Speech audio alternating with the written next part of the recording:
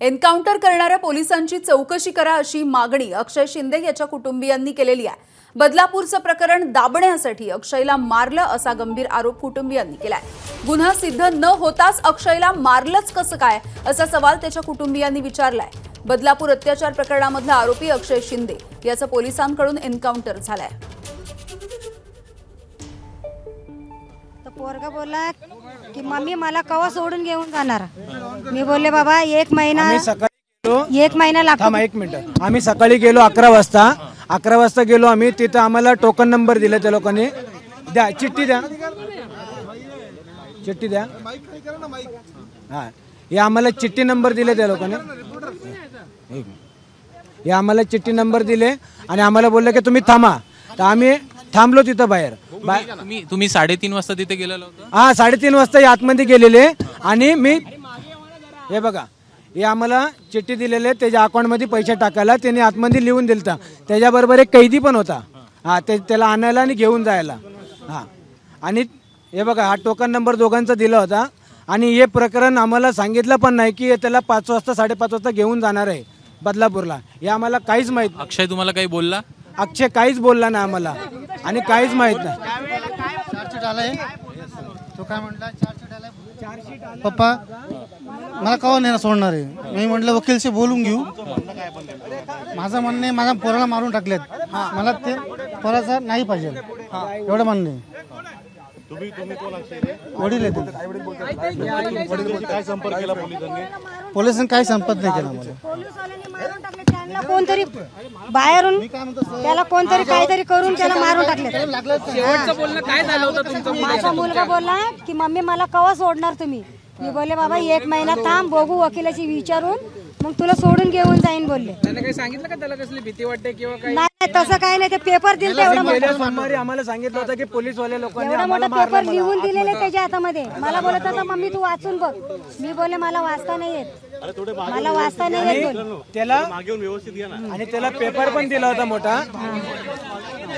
ऐका सर मोठा पेपर पण दिला होता त्याला लिहून शनी आणि त्या पेपर मध्ये काय लिहिलेलं होतं ते माहित नाही।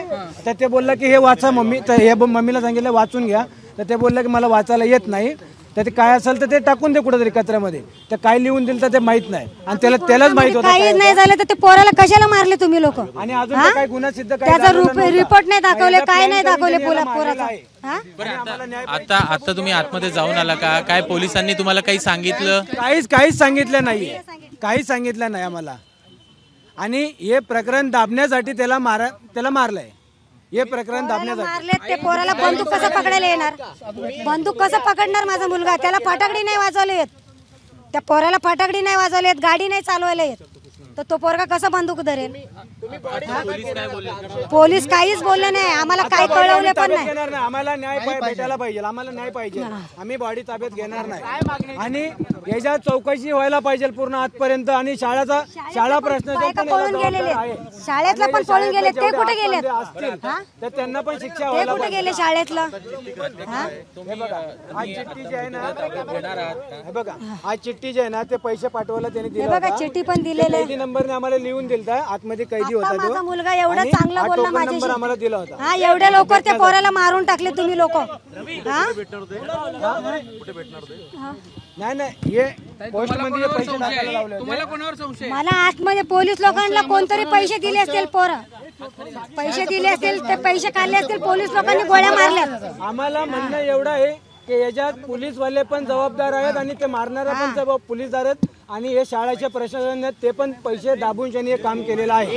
एक आरोप केला जातोय की अक्षयनं पहिल्यांदा पोलीस अधिकाऱ्यांची बंदूक हिसकावून घेतली। हे होऊ शकत नाही। हे होऊ शकत नाही। आम्ही जे बोलणं केलेलं आणि तो आतमध्ये गेला होता आणि आम्हाला सांगितलं ना की 5:30 वाजता तो घेऊन जाणार आहे। आम्हाला काहीच सांगितलेलं नाही याच्यात। आतमध्ये वैतागलेला होता? नाही काहीच नाही। तो हसून खेळून त्यांनी आतमध्ये गेला साहेब। तो बोलला की मला 4 पैसे पाठव खायला मी चाललो आता। हे बघा आम्हाला नंबर पण दिलेला आहे। हा नंबर बघा हे बघा हा नंबर पण दिलेला आहे।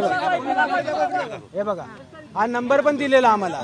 हा हे बघा हे पैसे। आता मृतदेह तुम्ही ताब्यात घेणार आहे का? काय तुमची मागणी आहे? आता आम्ही घेणार नाही।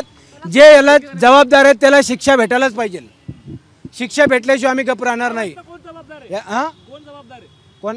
कोणाला या घटनेला शाळा प्रशासन आणि पोलीस हे दोन्ही जबाबदार आहेत. बरोबर. पोलीस चौकशी दरम्यान अक्षयने गुन्हा कबूल केला होता असंही म्हटलं जातंय. तेव्हा तुमचं काय बोलणं झालं होतं? त्याला मारून केलं. हे सगळं दबावमध्ये गुन्हा कबूल करून घेतलेले आहे त्याच्याकडून. याचा काहीच त्याचा संबंध नाहीये. गुन्हा होता, तुम्ही कोर्टात घेऊन जायचं होतं पहिलं, त्याच्यानंतर कारवाई करायचं होतं. गोळ्या कसा मारला तुम्ही त्याला पोराला? हा, गोळ्या का मारला तुम्ही? सिद्ध झालं नाही.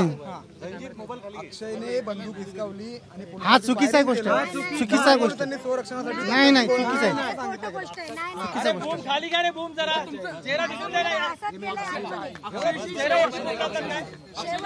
बोलला मम्मी, मला बोलला मम्मी कवा मला सोडणार.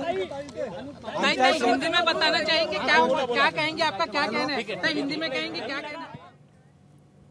तर एकीकडे अक्षयच्या नातेवाईकांची ही प्रतिक्रिया येते, तर त्याच वेळेला अक्षयचा एन्काउंटर कसा झाला, पोलिसांचं नेमकं म्हणणं काय आहे बघूयात. अक्षय शिंदेला ठाणे पोलीस तळोजा कारागृहामधून घेऊन जात होते. 5:30 वाजता अक्षय शिंदेला तळोजा कारागृहामधून पोलीस घेऊन निघाले. संध्याकाळी 6 ते 6:15च्या दरम्यान पोलिसांचं वाहन हे मुंब्रा परिसरामध्ये पोहोचलं. त्यानंतर अक्षय शिंदेनं एपीआय निलेश मोरेंच्या कमरेचं पिस्तूल खेचलं. अक्षय शिंदेने निलेश मोरेंच्या दिशेनं 3 राऊंड फायर केले.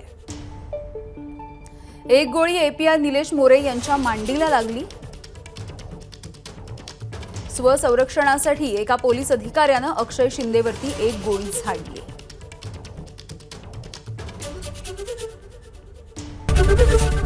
एबीपी माझा, उघडा डोळे बघा नीट.